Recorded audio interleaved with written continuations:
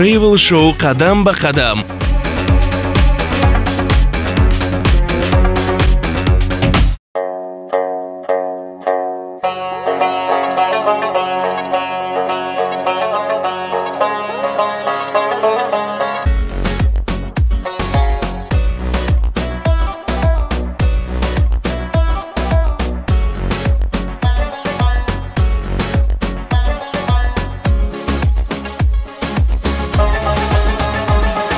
وقتی که سیاه شده البته باید کوه پشت هم رو گرد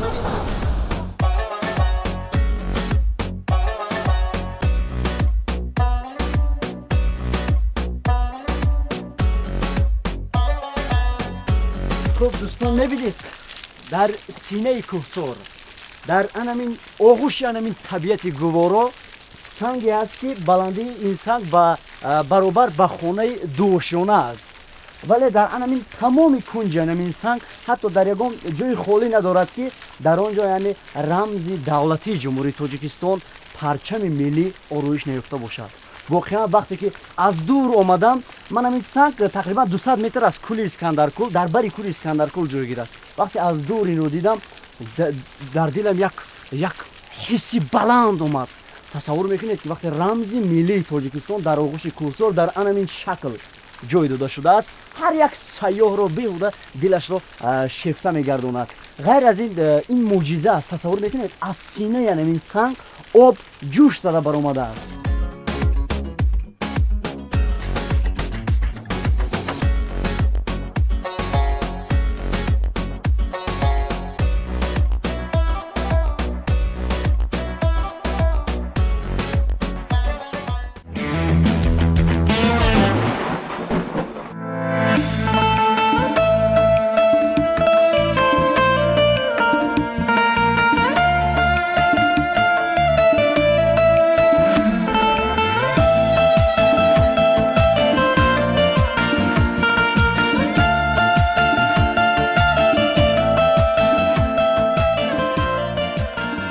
شرشره اسکندر در درازی 1.6 کیلومتر دورتر از مرکز کوه اسکندرکل جایگیر شده است.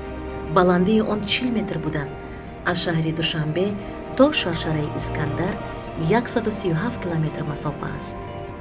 اطراف شرشره خیلی طبیعت گوارا داشته، چهچه پرنده ها، صدای شلدراس دریا و ریزش پرخروش شرشره در ریزشگاه آن و کس روح و روان تازه می بخشد.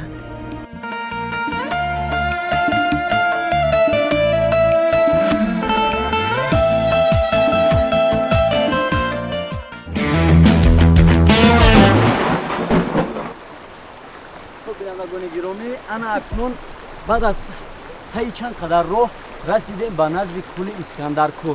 پیش از این در اونجا بوده شما نشون دادیم چقدر مثل موضوعهای زیبایی ناحیه عینی رو و اینک در نزد کوه اسکندرکل قرار داریم و نه در اینجا من تنها نیستم. البته دیده شده که در هر گوشه سیاحان یعنی که نه اینکه از داخل از خارج مملکت نیست از همین فضای زیبای اسکندرکل بهره برده ایستادند، عکس گرفته ایستادند، یعنی با اونها یک تاثیراتی بسیار جالب داده ایستادند. Это очень известное во всем мире озеро, особенно среди туристов, его называют даже жемчужина Таджикистана.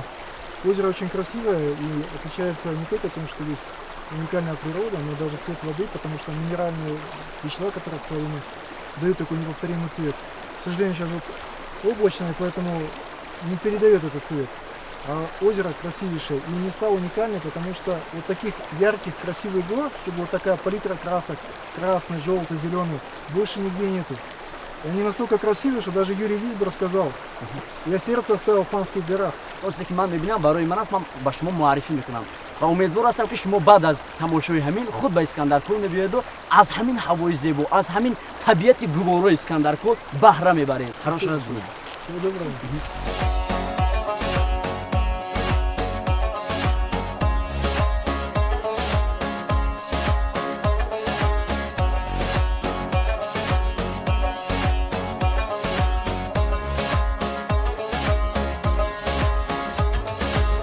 بینندگان گرامی عین حال در بالای کوه اسکندرکل دو زده ایستادیم. واقعا آب کولی اسکندرکل چنان شفاف و تازه است که اگر تصور کرده باشید در همین شب و روز در بعضی از کشورهای عالم مثلا از بی‌آبی تنقیسی میکشند. زمین‌های که کورا مثلا از بی‌آبی سوخته مثلا نابود شده ایستادن، ولی تاجیکستانی ما اونقدر از همین آب نوشابه بوی است که من مثلا چقدر که ما در بین آب ایستادیم تصور میکنی که در یک گوشه بهشت سفر کرده ایستادیم.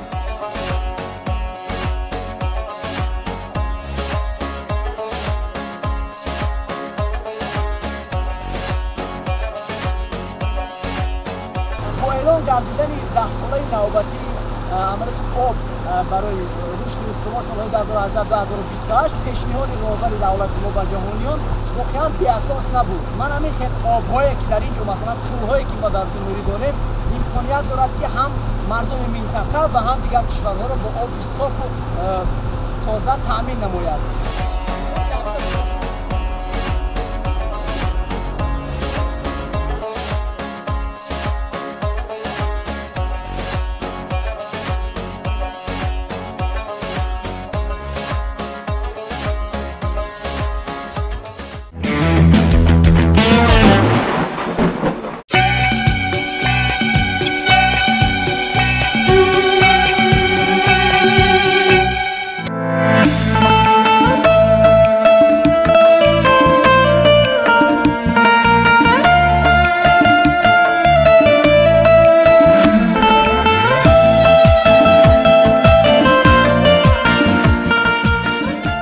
искандаркул дили понко марвориди кӯҳҳои тиёншон ба ҳисоб меравад. он шакли секунҷаро доро буда дар баландии 2195-2200 метр аз сатҳи баҳр ҷойгир аст.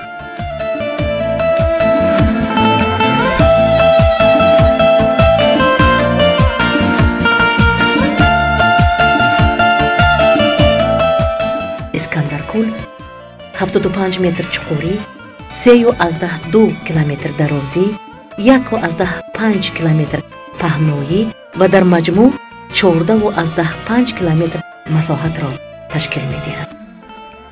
кӯли мазкурро аз 4 тараф кӯҳҳо иҳота кардаанд. ин шукӯҳу шаҳомат ва табиати нотакрори атроф ба зебоии кӯл ҳусни дуборазам менамояд.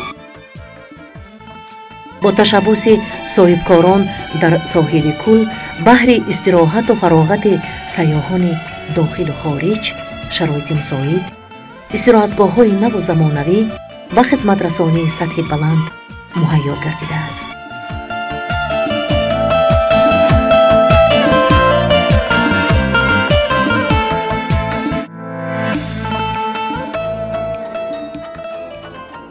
Hello.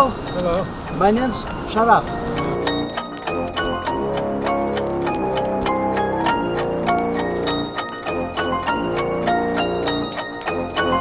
سیر و سیاحت در کوه، صحرا و کل و دریا. من همین آب‌هایی که در اینجا مثلا کول‌هایی که ما در جنوبی داریم سری هر قدم از روی هموار و ناهموار تا قله‌های برفپوش و چشمه و شرشره‌های چشمگیر و ناتکراری کوهی.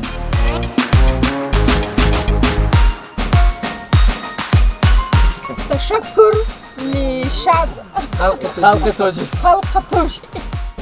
طبیعتی پراسرار، خوراک‌های ملی و هنرهای مردمی یک گوشه بی‌نظیر کوهسار. نخست قدم‌های گروه ایجادی در موضع سیاحی. Ну как вам Таджикистан? Очень приветливо, очень красиво и очень вкусно. روزهای نزدیک با نخستی شوبرنامه سیاحی قدم به قدم از روزنه جهان نما به یک گوشه تاجیکستان بیشتاسا سفر نما.